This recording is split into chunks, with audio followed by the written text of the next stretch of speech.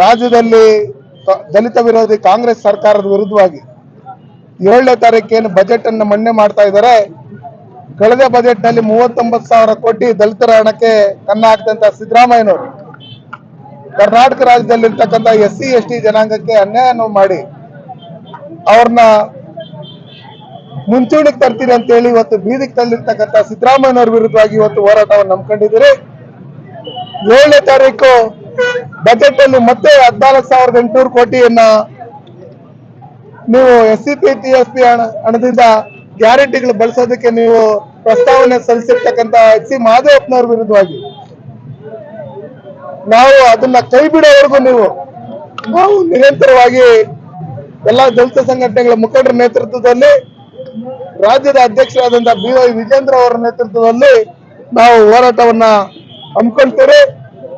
ಈ ಕಾಂಗ್ರೆಸ್ ಸರ್ಕಾರದಲ್ಲಿರ್ತಕ್ಕಂಥ ಯಾರು SC ST ಶಾಸಕರಿದ್ದಾರೆ ಅವರ ಮನೆಗಳಿಗೆ ಮುತ್ತಿಗೆ ಹಾಕೋದ್ರ ಮುಖಾಂತರ ಸಮಾಜ ಕಲ್ಯಾಣ ಇಲಾಖೆ ಸಚಿವರಾದಂತಹ HC ಮಹದೇವಪ್ಪನವರು ರಾಜೀನಾಮೆ ಕೊಡಬೇಕಂತ ಹೇಳಿ ಒತ್ತಾಯ ಮಾಡೋದ್ರ ಮುಖಾಂತರ ಬಜೆಟ್ ಅಲ್ಲಿ ದಲಿತರ ಹಣ ದಲಿತರಿಗೆ ಹಕ್ಕು ಅಂತ ಹೇಳಿ ನಮ್ಮ ಹಣ ನಮ್ಮ ಹಕ್ಕು ಅಂತ ಹೇಳಿ ನಾವು ಹೋರಾಟವನ್ನ ಎಲ್ಲಿ ಕಂಡಲ್ಲಿ ಅವ್ರು ಎಲ್ಲೆಲ್ಲಿ ಕಾಣಿಸ್ತಾರ ಅಲ್ಲಿ ನಾವು ಗೆರವು ಮಾಡೋದ್ರ ಮುಖಾಂತರ ನಾವು ಈ ಹೋರಾಟವನ್ನ ತೀವ್ರವಾಗಿ ನಾವು ಮಾಡ್ತೀರಿ. ಈ ಪ್ರತಿಭಟನೆಯನ್ನ ಮಾಡ್ತೀರಿ. ಇದರಲ್ಲಿ ಕರ್ನಾಟಕ ರಾಜ್ಯದಲ್ಲಿ ಇರ್ತಕ್ಕಂಥ ಎಲ್ಲಾ ದಲಿತ ಪರ ಸಂಘಟನೆಗಳು ನೀವು ಪ್ರತಿದಿನ ದಲಿತರ ಪರವಾಗಿ ಅಂತ ಏನು ಹೇಳ್ಕೊಂಡು ಬಂದಿದ್ದೀರಿ ಮೊದ್ಲಿಂದನು.